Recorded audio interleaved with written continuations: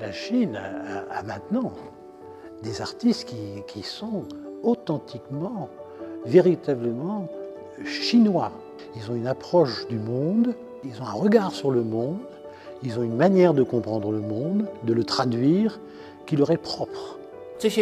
Non seulement les œuvres de ces académiciens ont leur propre style, mais l'aspect le plus précieux de leur style laisse aussi entrevoir la civilisation et la culture française de longue date, les styles et les écoles d'artistes français de toutes les générations, ainsi que la civilisation européenne qu'ils ont transmise. Malgré la différence quand même entre...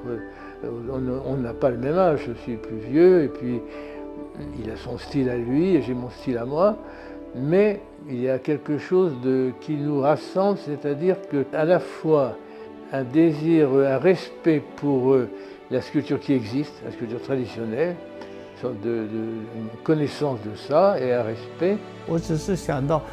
J'ai seulement réfléchi à la façon dont je pourrais peindre le ciel tournant et ondoyant, mais inconsciemment, mes coups de pinceau et ceux de Van Gogh se ressemblent et tout le monde peut le comprendre.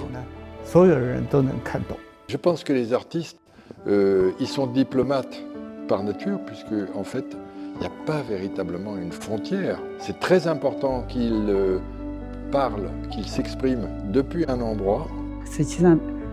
En réalité, ces artistes français influents et expérimentés formulent des vœux de succès concernant les échanges culturels entre la Chine et la France. Ils espèrent que nous pourrons ensemble créer une culture mondiale qui rende l'humanité meilleure. Donc je pense que de cette collaboration, ça éveille l'esprit à se dire, eh ben oui, il y a vraiment des corrélations entre ces deux pays.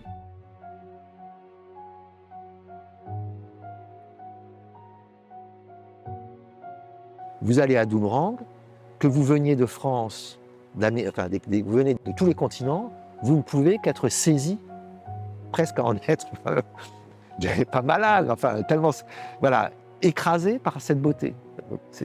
Et là, c'est universel.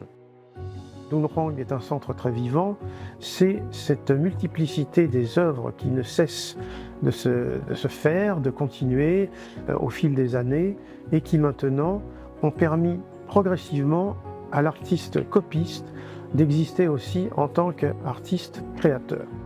L'influence de l'art de Dunhuang en France est essentiellement importante auprès des chercheurs, des connaisseurs et des amateurs d'art chinois et, comme je le disais tout à l'heure, des amoureux de la Chine. Nous avons signé un accord de coopération avec la Bibliothèque nationale de France.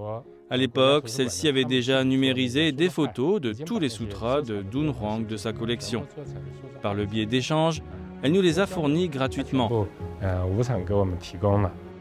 À l'heure où les technologies ont considérablement évolué et nous permettent d'imaginer de fantastiques projets de numérisation, mais aussi de créer des expositions immersives dans les grottes, comme si on était dans les grottes de Dunhuang. 祝我们中国法国的友谊万古长青。